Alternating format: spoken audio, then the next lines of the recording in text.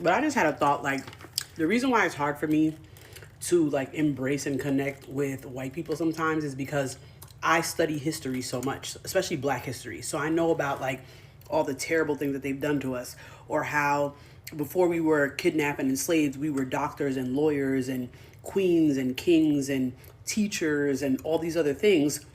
And then I also know how they came from the Caucasus Mountains, which is why they're called Caucasian. And when they were living in the Caucasus Mountains in the freezing cold, they didn't bathe.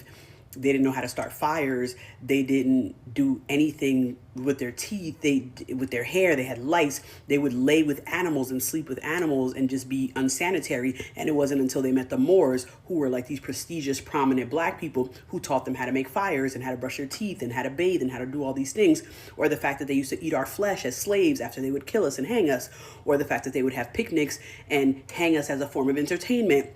And when I think about all of these things that they did to us, or even how like in the transatlantic slave trade, how like they would have us in these dungeons and there would be a church above it, and these Catholic priests would like take women from the dungeon and rape them and have their way with them. And so when I think about all these things and I know the history of these things, and then I think about how they say that DNA, like trauma lives in our DNA. So if the trauma of my enslaved people live in my DNA, wouldn't the colonizing, cruel,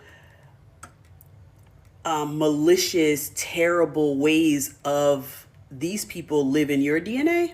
So it's kind of hard for me to connect with people who have the DNA and the ancestry of people who were just really horrific people who did horrific things and who continue to do horrific things. And so it's hard for me to connect with them because they're not doing that history. They're not reading about black history because they don't give a damn. You know what I mean? But I give a damn. And so it's hard for me to connect with them because it's like, you don't even know half of the things that I know.